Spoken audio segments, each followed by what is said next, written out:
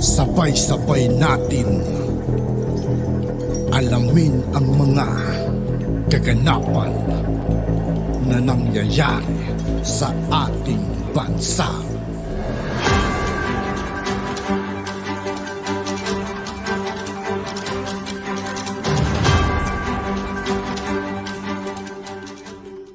Yo, what's up mga kaibigan? This is I2K po again. Ngayon nandito ulit tayo sa channel ni Pinas News Insider. Dito ulit tayo magbibigay ng comment at reaction. Pero bago ang lahat ng yan mga kaibigan, sa lahat ng hindi pa nakasubscribe kay Pinas News Insider, mag-subscribe na po tayo at huwag nyo rin pong kalimutan mag-subscribe dito sa aking channel. Simulan na natin mga kaibigan, let's go!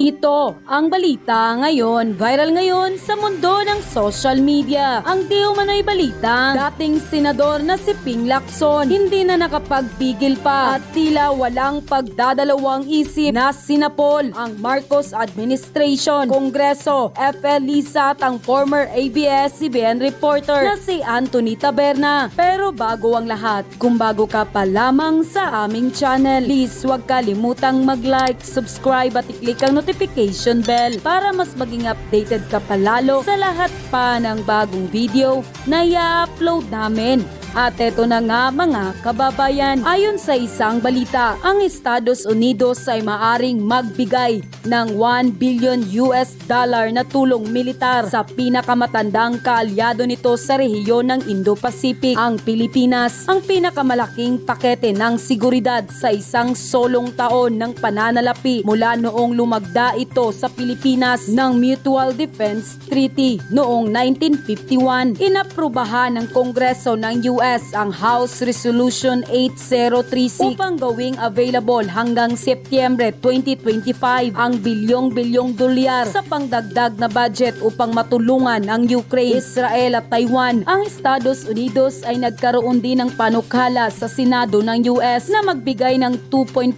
bilyong tulong militar sa loob ng 5 taon hanggang 2029 sa ilalim ng Philippine Enhanced Resilience Act o PERA ng 2024. Ang hakbang na ito ay aalok sa butuhan ng US Senate sa susunod na linggo ay naglalaan ng 60.8 billion sa emergency aid para sa Ukraine, samantalang 2.6 billion ang mapupunta sa Israel at tatanggap naman ang Taiwan ng 8.1 billion At kung maaaprubahan ito, tiwala ang Embahada ng Pilipinas sa Washington na ito ay papasa dahil malakas ang suporta ng dalawang partido at magbibigay ito ng $500 million para tulong militar ng Pilipinas sa taong 2025. Ngunit ang tulong na ito ng Estados Unidos ay inalmahan ng dating senator na si Ping Lacson. Ayon pa sa kanyang Facebook post, compared to $8 billion aid to Taiwan, the 500 million alms to the Philippines is not even good enough to console an ally willing to share Taiwan's trees in allowing additional EDCA site in northern Luzon to help facilitate movement of US war material and logistic in case of China invasion. Sa madaling salita, kuripot di umano ang Estados Unidos dahil kung ikukumpara sa $8 billion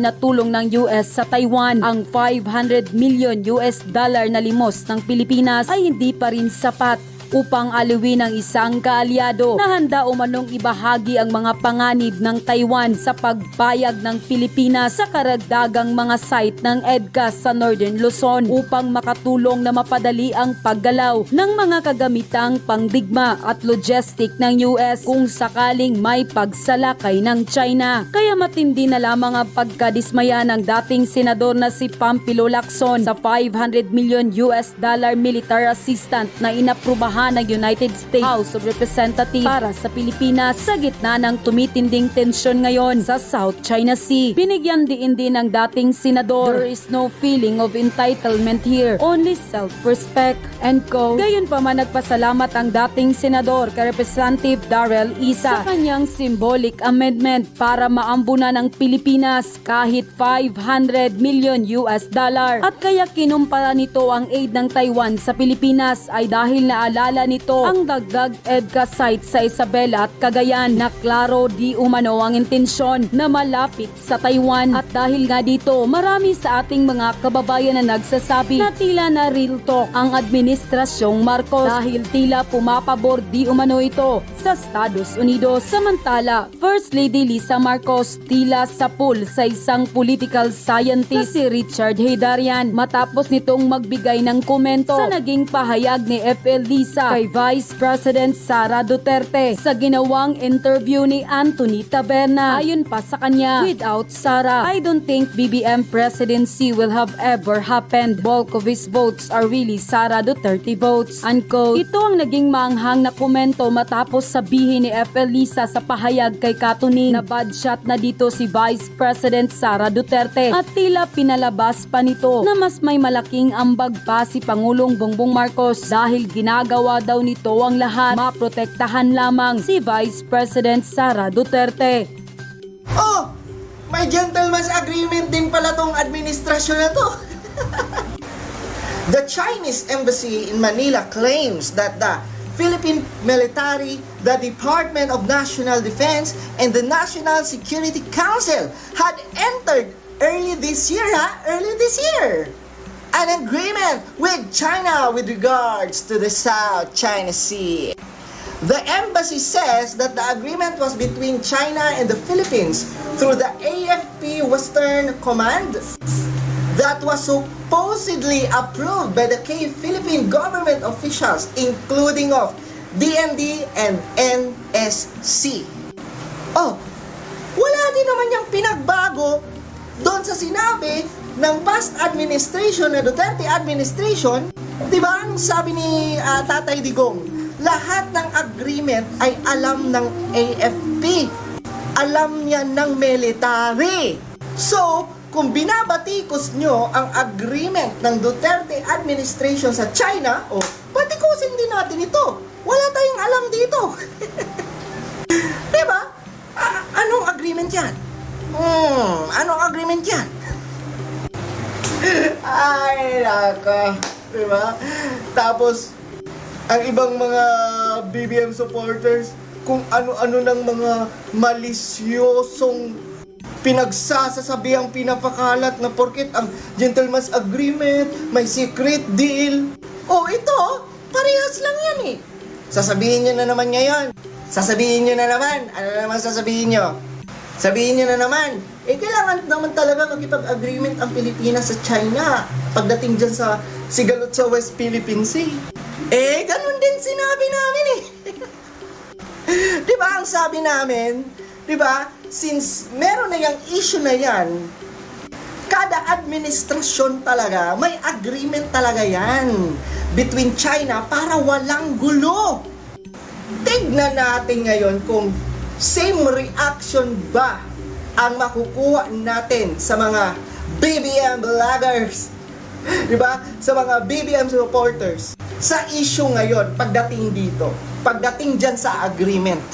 Kasi kung hindi, nilalamon nyo lang ang mga sinasabi nyo. Diba? Yang mga suka nyo, kinakain nyo pabalik. Ayan, heto na naman si Tambaloslos. Hahalungkatin na naman nila, no? Yang issue ng West Philippine Sea. Kasi alam nyo bakit? Para pagtakpan ang nangyayari ngayong malaking skandalo. Porsigido ang Kamara na imbestigahan ang umano'y gentleman's agreement ni dating Pangulong Rodrigo Duterte sa China ukol sa West Philippine Sea. Sinigundahan ni House Speaker Martin Romualdez ang pagkabahala. Wow! Ang dami mong binabahala! Ang daming problema nitong speaker na to. Ang dami niyang worries. Sayin natin. Sinigundahan ni House Speaker Martin Romualdez ang pagkabahala ni President Bongbong Marcos na maaaring nakompromiso ang ating soberanya dahil sa naturang kasunduan. Iimbitahan nila ang mga dating opisyal sa ilalim ng dating administrasyon ni Duterte. Si Duterte mismo ang imbitahin nyo. Ewan ko na lang kung hindi kayo mag-isa. We'll start with the past officials kasi sila rin ang dapat ang nag-e-execute kung may agreement. Meron din isang press secretary nagsalita na meron, yung isa naman wala naman daw. So ano ba talaga? Nabubudol-budol na naman. Wow! Budol-budol? Big word! Binudol na nga nila yung China ngayon, nagbubudulan sila dyan sa loob ng dating kabinete ayon kay Romualdez. Grabe, no? Lahat na talagang gustong gawin ni Tambaluslos. House Speaker na siya. And aside from that, inuubertikan pa niya ang trabaho ng DSWD. Diba? Ang kapal ng mukha, may DSWD naman, pero ayan siya, no? Kada distribution ng cash, ng ayuda, andon mukha niya. Nag-house speaker ka pa, mag-DSWD ka na lang. Ha? Total bagay naman sa'yo ang maging kargador ng ayuda. Kunwari, concern sa mga mahihirap mga lads, ano? Pero wow, ang daming mansyon. Sana all yung mayaman. At ngayon, ang West Philippine Sea na naman, di ba ang dami nyo nang iniimbestigahan? Ha? Ba't di nyo imbestigahan kung talagang totoong nagdodroga ang presidente natin, Tambaluslos? Yun! Ha? Yun ang imbestigahan mo. Yang West Philippine Sea, matagal na yung issue. Ha? Pero hindi natin matanggap-tanggap kung meron tayong nagdodroga na presidente. Yan ang imbestigahan nyo. Ang dami nyo mga iniimbestigang mga walang kakwenta-kwenta. Pero ganun pa rin. Every week halos tumataas ang presyo ng mga bilihin. Dumadami ang mga naghihirap natin ng mga kababayan ni pambili ng mga basic na mga pagkain at kailangan ng mga kababayan natin. Nahihirapan na dahil ang bilis ng pagtaas ng bilihin at heto kayo ngayon, itong gobyerno na to, busy sa pamumulitika. Busy, di ba, sa pang-pipin down sa mga Duterte. Hoy, Tambi, ha, 0.4% ka na nga lang sa survey. Hindi ka gusto ng tao. Huwag ka nang dyan, ha? Huwag ka nang magpa-circus-circus. Huwag ka nang magpabida-bida. Kasi kahit imbestigahan mo lahat, ha, ayaw pa rin namin sa'yo. Mas mabuti pang mag-focus ka na lang as House Speaker. Hindi yung kung ano-ano mga pinaggagawa mo. Tapos teka lang, sino ba ang nagbubudol-budulan ngayon? Kayo ang nagbubudol-budol sa mga Pilipino. Ha? No? Pinapaikot-ikot nyo ang mga Pilipino. Tapos, no? Tataplakan nyo lang ng ayuda. Ha? Pinagmumukha nyong mukhang pera ang mga Pilipino. Para ano? Para mabudol-budol nyo. Ha? Para mauto-uto nyo. Itong nakita na naman natin sa telebisyon na binomba ng dalawang Chinese Coast Guard ang Philippine Coast Guard vessel. Ito po ngayon, ha, modernong Coast Guard vessel ito, binomba. Ang tanong, bakit ba nagpapabomba lang yung ating Coast Guard? Hindi naman ito civilian vessel. Bakit hindi man lang sila gumante? Dahil may karapatan naman tayong magkaroon ng self-defense kung talagang sa tingin natin walang dahilan na tayo po ay binobomba. Well, ayan po, pinuputakti na ang napakaingay na spokesperson ni Tariela. Bakit nga ba hindi man lang kayo gumante? Ano bang gusto nyo? Magpakaawa lang? Magmukhang kawawa ang Pilipino? Masakit po talaga na makita natin na yun ang water cannon yung mga kababayan natin. Pero bakit paulit-ulit kayo pumapayag ng water cannon? Ang tatapang ninyong lahat magsalita, parang gusto nyo nang girahin ng China. Pero itong pagkakataon nito, kung talagang illegal yung water cannoning, bakit hindi kayo gumante? Moderno na naman yung Philippine Coast Guard vessel na yan. O diba? Ano ba yan? All bark, no bite? Dakdak lang ba ng dakdak yan? Pero seriously speaking, ha, ang nakakaabala, matapos na itong si PBBM magsabi na, I do not know anything about the gentleman's agreement. Kasi, paano mo nalalaman? Hindi ka nagbabasa ng dyaryo. Nasa dyaryo naman yan noong 2017, no, na nagkaroon ng budget hearing sa Kongreso at sinabi talaga ni Delfin Lorenzana, dating Defense Secretary, na yung gentleman's agreement ay status quo. Walang galawan. 2017 yan. So hindi yan sinikreto. Nasa periodiko. Pero kay Presidente, secret daw. Kasi siguro, hindi nagbabasa ng dyaryo. Alam nyo naman, talaga namang wala siyang inclination siguro sa mga pagbabasa dyan dahil nga, hindi naman niya natapos ang kolehiyo, no? Pero aba, matapos yung pagbintangan na may secret agreement ng gobyerno, ano ngayon ang nalathala sa Manila Bulletin? Pakita natin kung ano nakalathala sa Manila Bulletin. Abay, sabi ng Chinese Embassy, nagkaroon daw ng kasunduan ang gobyerno ni PBBM sa China tungkol sa South China Sea. Naku naman, duro kayo ng duro ng secret agreement. Kayo pa lang pumasok sa secret agreement.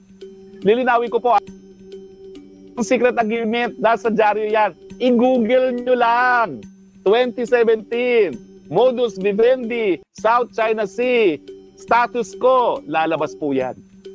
Eh kung secret yan, hindi mo mag-google yan. Pero ngayon, tinignan ko. 2024, simula ng taon nito, agreement, South China Sea, Philippines, China, walang lumalabas. Nagsisinungaling kaya ang Chinese